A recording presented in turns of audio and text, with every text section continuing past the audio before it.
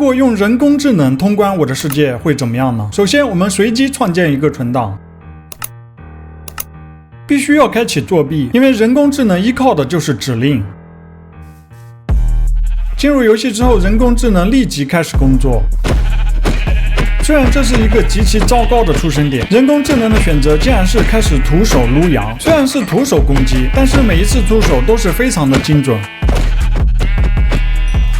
等过了几分钟之后，发现其实远处是有树的，而且他撸的不仅仅是羊，而是所有动物。这才反应过来，他这是在收集食物。经过将近5分钟的迷惑行为之后，他最后还莫名其妙的单独撸了一只鸡，然后终于跑向了附近的树。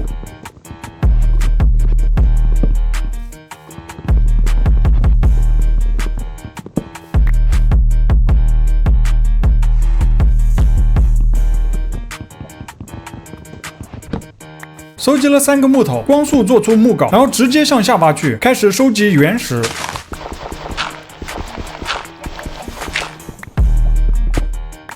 在挖了8个原石之后，立即回到地面，做了一个熔炉，把工作台收起来，然后又把熔炉放下，之后就迷惑的用木板烤猪肉。这时候发现这个 AI 是无法分心做事的，它必须要做完一件事之后才会进入下一个步骤。烤完猪肉之后，下一个指令是收集1个煤。它向下很快精准的挖到了1个煤，即使有再多的煤，它也没有收集，然后就立即返回，用木板把鸡肉烤出来。但是它又获得了新的指令，是获得2个煤，所以它又重新返回，又挖了1个，之后回到地面开始烤羊肉。烤肉期间，它又站着不动了，直到眼睁睁的看着烤完。烤完之后又迷惑的去挖了2个煤，回来之后继续烤牛肉。就这样经过将近2分钟之后，他烤出了6个牛肉，突然进行了下一步动作。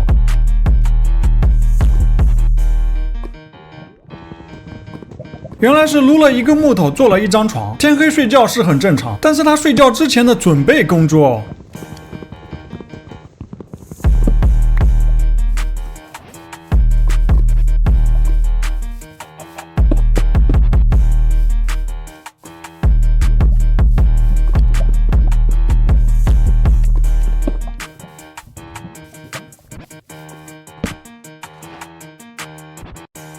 到了第2天，他挖回原石，做了1个石镐，然后开始精准的挖掘铁矿。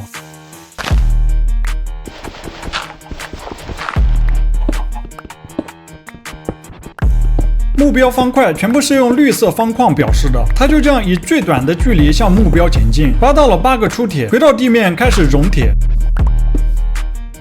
在一直等待熔出8个铁锭之后，他又撸了1个木头，然后跑向工作台。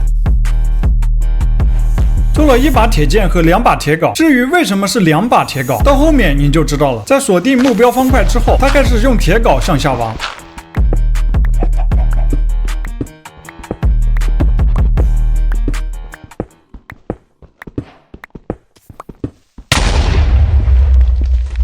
就像第1次通关以从天而降的苦力怕而告终，但是这种死亡方式确实是无法预防的，因此我想看看这个人工智能在死亡之后会做什么呢？它会去捡回物品，还是会重新再来呢？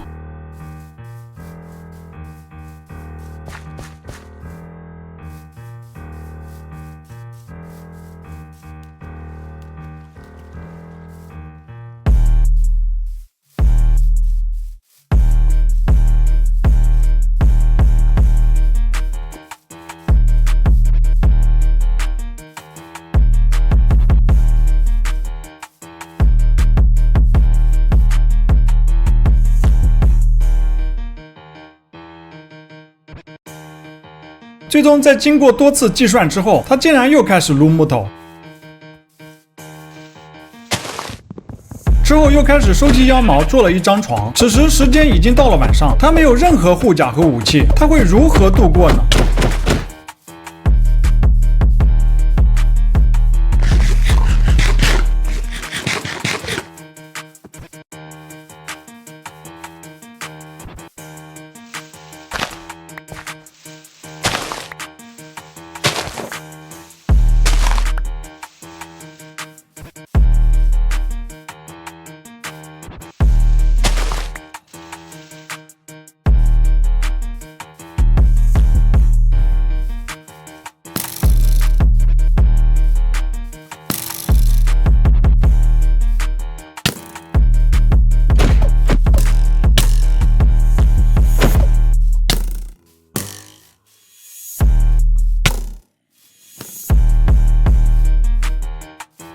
将有多次让人认为他会挖到地下躲起来的时候，最终还是死在了小白的剑下。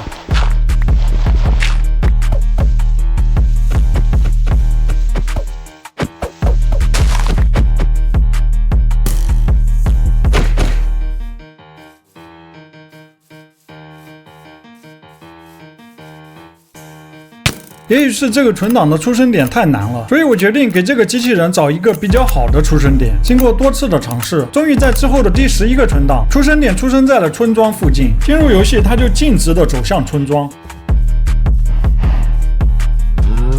在村庄收集的第一个物品竟然是工作台，然后是床，看来这是他认为的生存必需品。之后他又就近撸了3个木头，做出木镐之后，仍然是直接向下挖，获得原石做出石镐，之后仍然用精准的定位，获得了8个粗铁和1个煤矿。烧出铁锭之后，又做了2把铁镐和1把铁剑，然后他拿走了村庄里的所有床，总共大概有10张床。之后又径直的走向铁傀儡，与他擦肩而过，然后用铁镐挖了大量的干草块。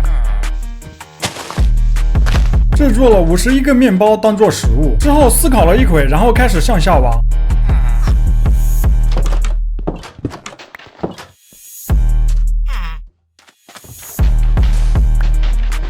为了防止他再次突然死亡，我偷偷的用指令把死亡不掉落打开，真是让人操碎了心。很快他就来到了目标方块，原来是钻石。就当快要收集到足够的钻石的时候，又发生了意外。由于他在地下挖矿待了很久，所以附近地下的巨大矿洞早已刷出了大量怪物。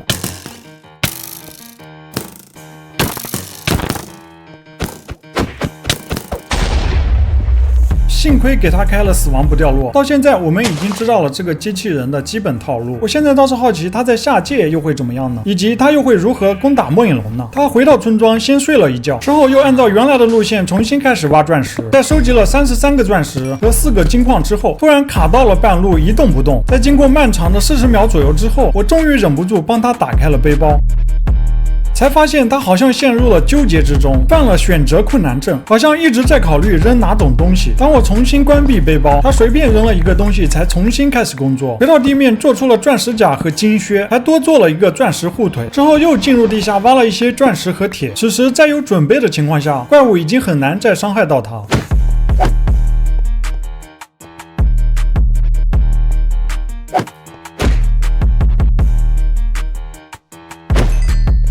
不久后，终于做出了钻石剑和钻石镐。进入地下，开始搭建地狱门。把他搭建地狱门的操作，让人属实摸不着头脑。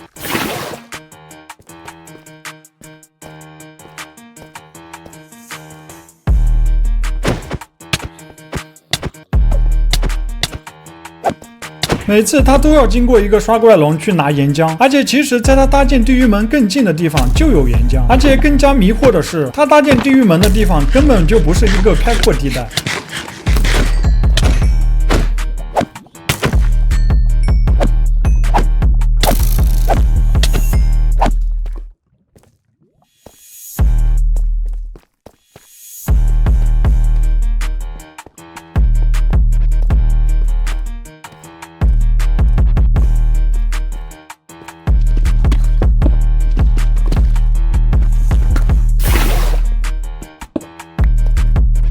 就这样搞笑的来来回回了10几趟，几乎每次都要跟怪物战斗一番。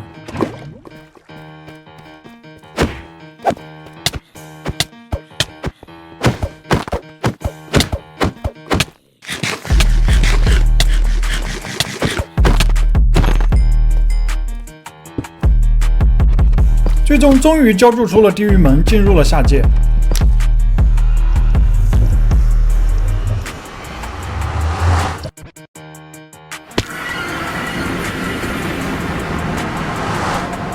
进入下界之后，他是用扫描地狱砖的方式找到了下界要塞，并且成功找到了刷怪龙，收集到了他所认定的7个烈焰棒。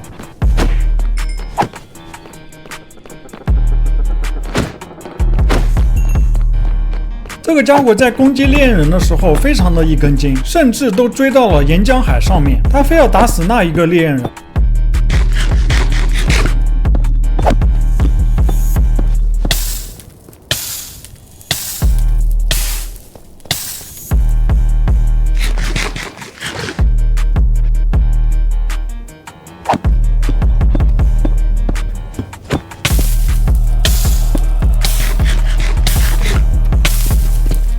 在收集到足够的烈焰棒之后，他开始收集末影珍珠。我原本以为他会跟朱琳交易，至少也会找到诡异森林去打小黑。结果他是一个一个的找附近的小黑打，每次都要挖很久才能够找到。我实在是为他着急，直接用指令给了他14个末影珍珠。他才进入了下一步的操作，那就是回到主世界定位末地门的位置。他很快返回到了来时的地狱门。回到主世界，他又会如何定位末地要塞呢？先扔了一次末影之眼，根本不用看就计算出了2个参数，然后又扔了第2次。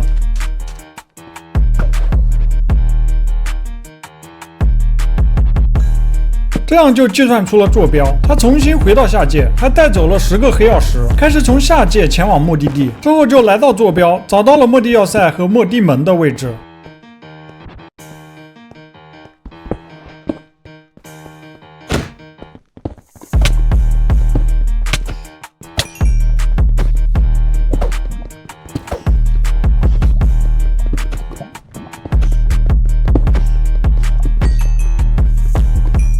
他挖掉了刷怪龙，本来这时候的指示是设置出生点，但是他却开始了自己的迷惑操作。他重新回到村庄睡了一觉，然后白天起来又开始去找末地门，而且经过水里从来不用船，也不潜到水下游起来，就这样硬趟过去。实在受不了，我用指令给了他1个船，但是他根本不用，我只能手动放下船让他坐了上去。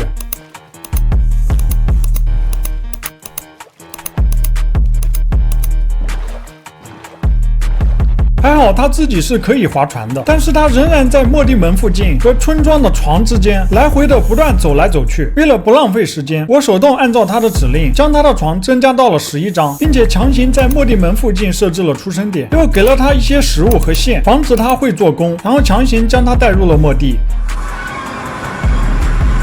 重新运行之后，看他会不会自己攻打末影龙。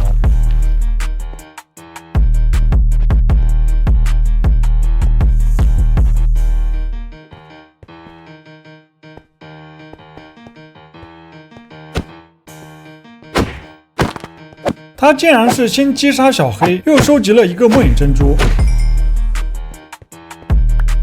然后跑到预定地点，达到了103的高度，之后就站着一动不动了，除非末影龙攻击他，他才会继续向上打。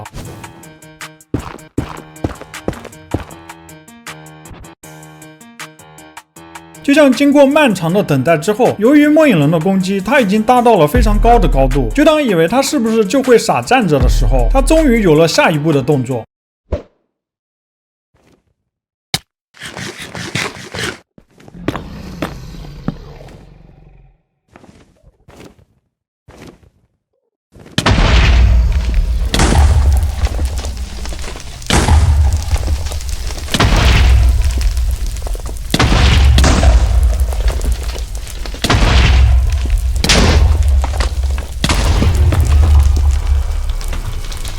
就这样用9张床打败了末影龙，通关了 MC。